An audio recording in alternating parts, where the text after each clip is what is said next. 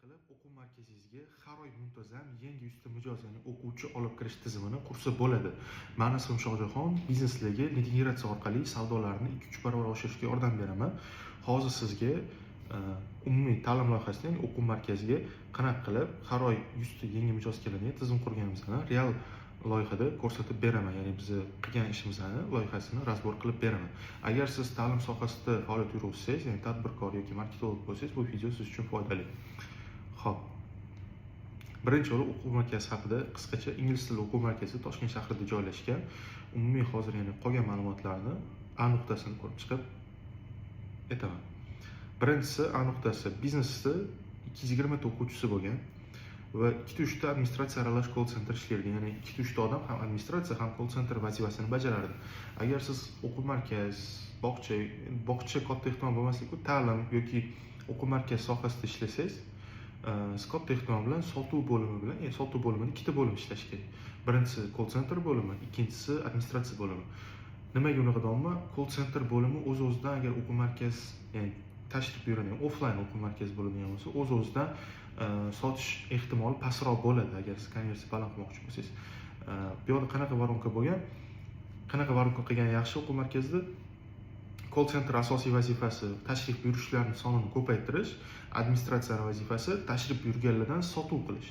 Ya'ni tashrif buyurganlarni taklif qilib, ularga produkt berib, ya'ni taklif qilib, ularga guruhlarga taklif qilib, ularni sotuvgacha olib borish. Va yana qanaqa holatda biznesda bo'sh oknolarning soni ko'p. Ya'ni misol uchun bitta smenada 4 ta dars bo'ladigan bo'lsa, 4 ta okno bo'lsa, 9 ustozda kelish bilan 4 ta vaqtga dars beradigan vaqti bo'lsa, slot desak, slot oknosi bo'lsa, bittasida dars berardi, qolgan 3tasi bekorchi.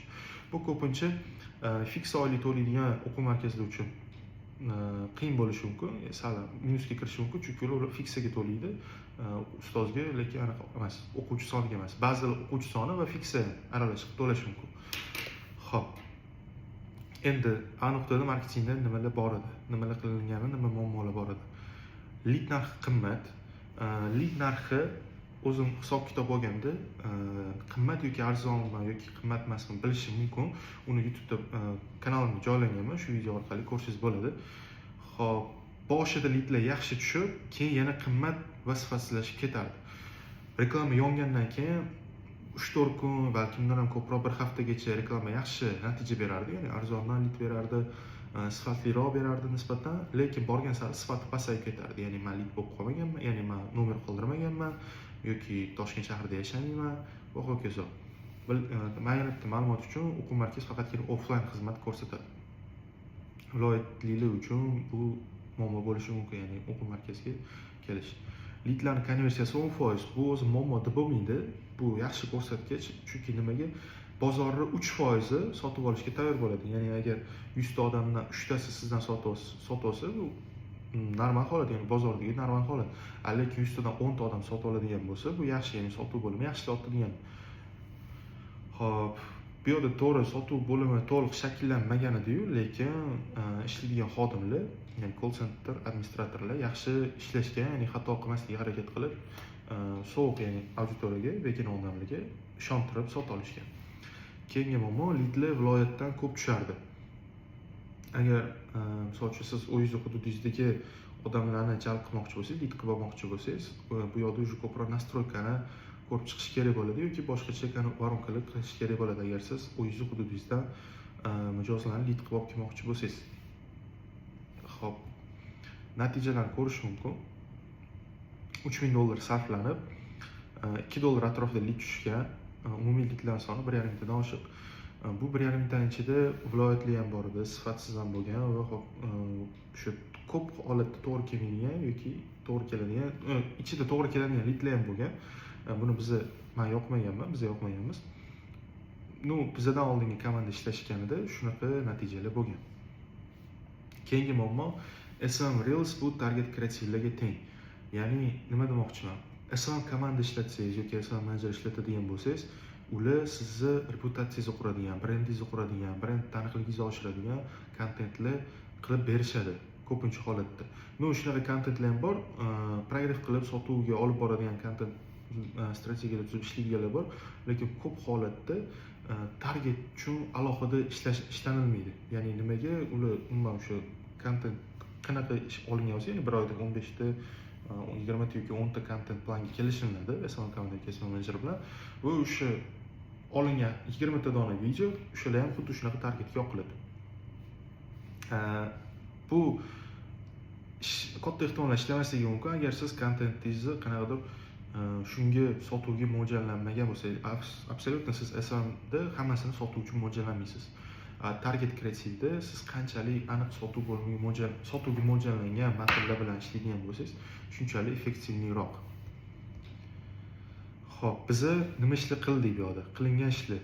Birinchi qilingan ish biznes tahlil qilindi. Biznes tahlilda o'zi ma'lumotlar ko'proq, lekin eng keraklisini sizga ko'rsatib beraman.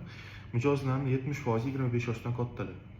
Ya'ni bu nimani bildiradi? Bu ko'pincha o'zini ustida ishlaydigan, ya'ni bazasi bor, ingliz tilini oldin o'rgangan, lekin shu muloqot darajasiga chiqish uchun o'rganmoqchi bo'lgan odamlar. Keyingi ma'lum 90% ustozlar native speakerlar. O'quv markazida, ya'ni ajratib turadigan tomoni, boshqa o'quv markazlaridan ajratib turadigan tomoni 90% native speakerlardan tashkil topgan. Ya'ni siz o'quv markazida o'qiydigan bo'lsangiz, native speakerlardan dars olasiz. Agar kerakli bazangiz bo'lsa, agar bazangiz bo'lmasa, yigitdan mahalliy ustoz bilan o'rganishga to'g'ri keladi. Kurs narxi o'rtacha $105. Buni so'mga chaqadigan bo'lsak, o'rtacha 1 million 300 1 million 400 ming oralari. Xo'p, marketing tomonlama nima ishlar qilindi? Ya'ni target instrumentini ishlatdik, chunki bunaqa holatda samara berib, shu paytgacha samara bergan yaxshi instrumentlardan biri target instrument, katta ehtimol bilan keyin ham yaxshi effekt beradi. Xo'p, birinchi qilingan ish ya'ni maqsadli auditoriyani segmentatsiyaga bo'lib chiqdik. Ya'ni ko'pchilik marketingda qiladigan xatosi segmentatsiya qilmaydi, ya'ni ko'p shundoq reklamalarni olib ishga tushiradi. Shunchaki nima desam, reklamalar qiladi. Segmentatsiya qo'pol qilib aytganda, bu sizni mijozlaringizni turi desak ham bo'ladi. Misol uchun 3 yoshdan 7 yoshgacha bo'lgan bolalari ota-onasi ular bolalarini o'qitmoqchi bo'ladi. Bu birinchi segment. Ikkinchi segment 7 yoshdan 12 yoshgacha bo'lgan bolalar, ularning ham ota-onasi ham kiradi, ular ham ikkinchi segmentga kiradi. Ya'ni ular bolalari ingliz tilida maktabda orqada qolib ketmasligi uchun yoki kelajakda keyinchalik ingliz tiliga qiynalmasligi uchun o'rgatishadi. Bu ikkinchi segment. Uchinchi segment 12 yoshdan 15 yoshgacha bo'lgan bolalar. Bular ham xuddi shunaqa ota-onalar, ular baholari yomonlash boshlagandan keyin yoki umuman orqada qolib maktab o'sha ingliz tilga beradigan bolalarning ota-onasi. O'sha 15 yoshdan 18-20 yoshgacha bo'lgan bolalar, ya'ni ko'pincha o'zlariga qaror qabul qilishadi va ota-onalar bilan maslahatlashgan holatda, bu ularning ota-onasi bo'lishi ham mumkin, yana bitta segment. Bu ularning o'zligi ham bo'lishi mumkin, yana bitta segment. Ya'ni qaror qabul qiladiganlar. Ularning o'sha orig'i al solish bo'ladi va hokazo shunaqa qilib bo'lib chiqasiz. Agar siz bu yerda biznesda, ya'ni mijozlar 70% dan ko'pi, 70% 25 yoshdan kattalar bo'lsa, ular alohida yana bitta segment. Ularni yana bitta tor segmentlarga bo'lib chiqsa bo'ladi. Ya'ni 25 yoshdan kattalar kimlar? Birinchi segment 25 yoshdan 30 yoshgacha bular malaka oshirmoqchi bo'lgan odamlar. Yoki ya'ni malaka oshirish degani kimdir magistratura yoki aspiranturaga topshirish uchun, ya'ni ularning o'zining darslarini chet elga topshirib, chet elda o'qib kelmoqchi bo'lganligi uchun.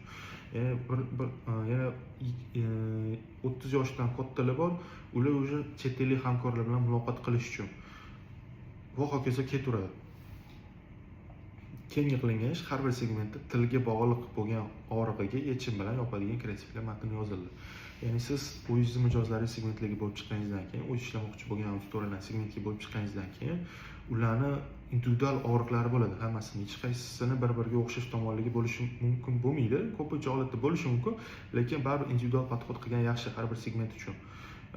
Har bir segment bo'lib chiqqaningizdan keyin ularning individual og'riqlarini aniqlaysiz.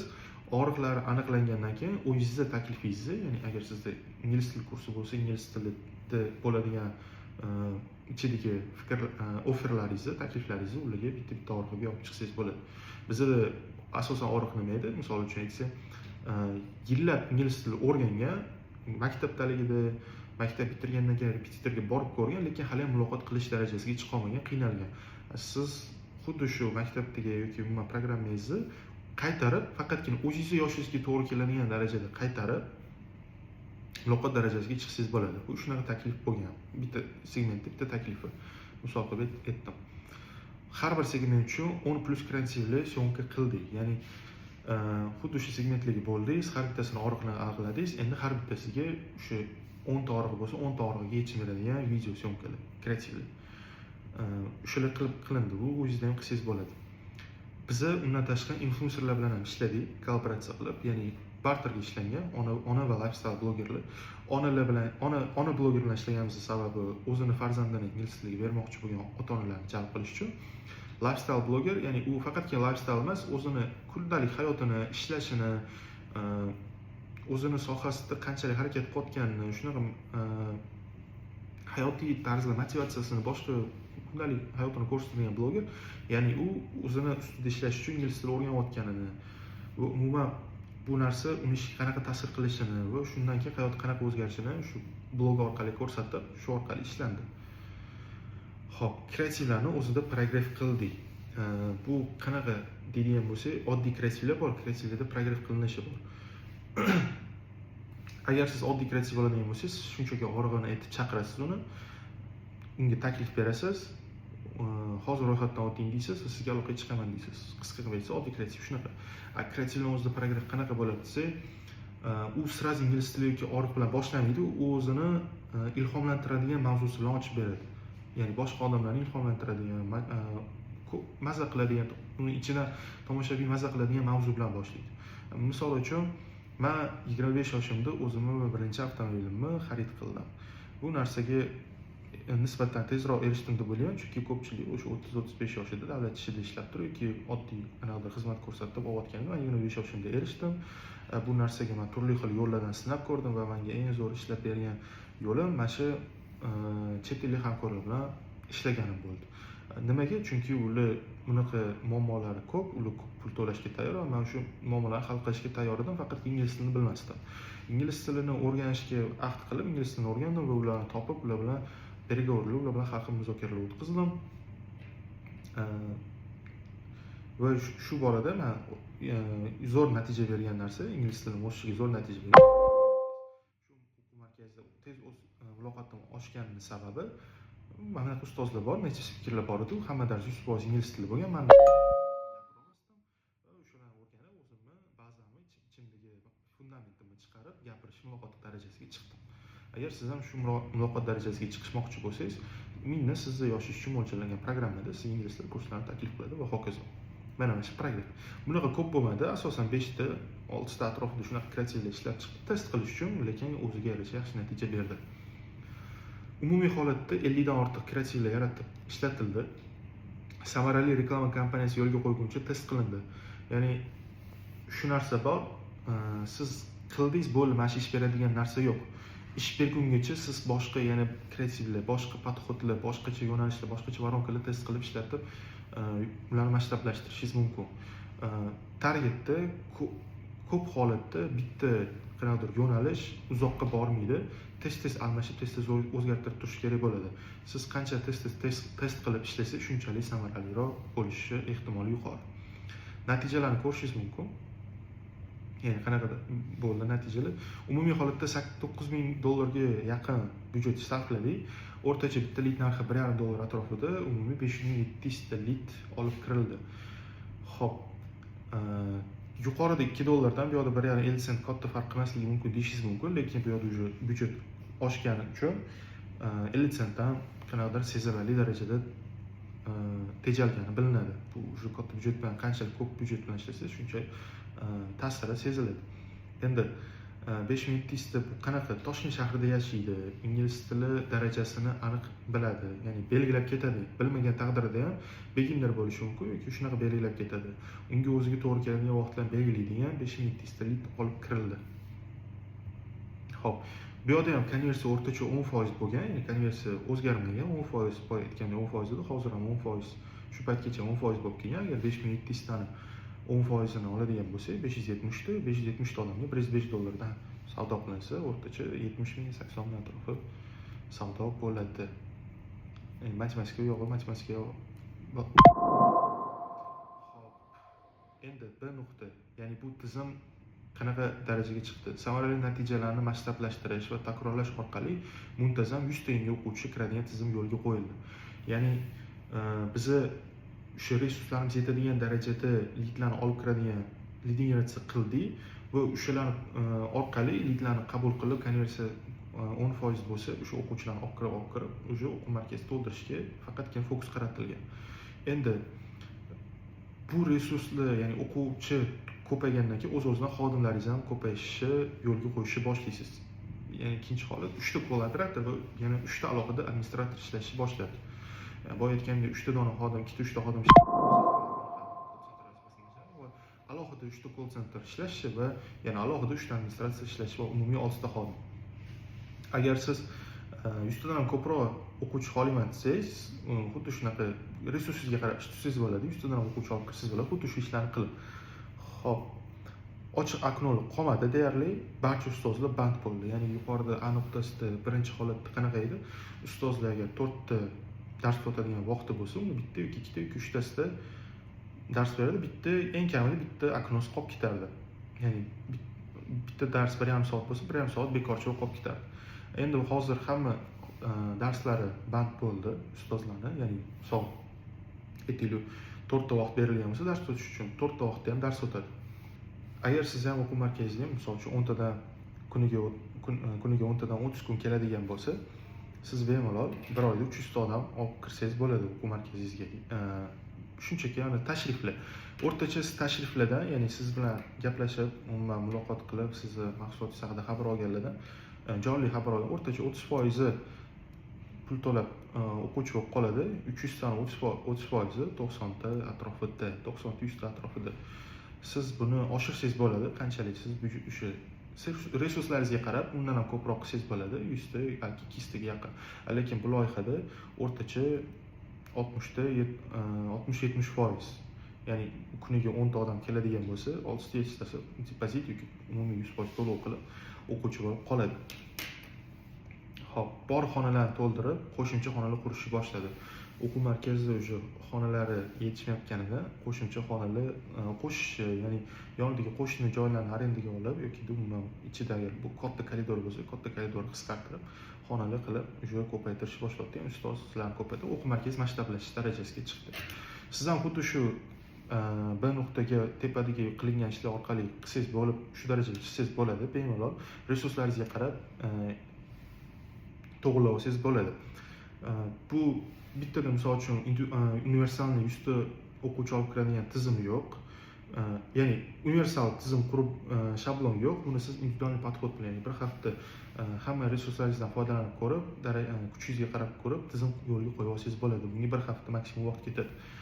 Xo'p, agar siz videoni shu yergacha ko'rgan bo'lsangiz va ta'lim sohasida faoliyat yuritadigan bo'lsangiz, sizga taklifim bor. Bepul konsultatsiya. Bepul konsultatsiyada nima olasiz? Bepul konsultatsiyada men nimalar qilib beraman? Reklamalaringiz qanchalik yaxshi ishlayapti yoki ishlamayapti?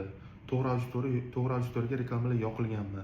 Lead narxini tushiradigan va sifatni oshiradigan yechimlar ko'rsataman. Agar sizga konsultatsiya qiziq bo'lsa, pastda men link qoldiraman. Bemalol ro'yxatdan o'tsangiz bo'ladi. O'zim aloqaga chiqib, xudo xolisa uchrashuv yoki onlayn formatda ko'rib chiqsak bo'ladi. Reklama akkauntlaringizni ko'rib yoki hozirgi holatda qanaqa qilib tizim qurish mumkin sizni holatingizda va o'sha qurish uchun qilinadigan ishlarning ketma-ketligini ko'rib chiqsak bo'ladi. E'tiboringiz uchun rahmat. Salomat bo'ling.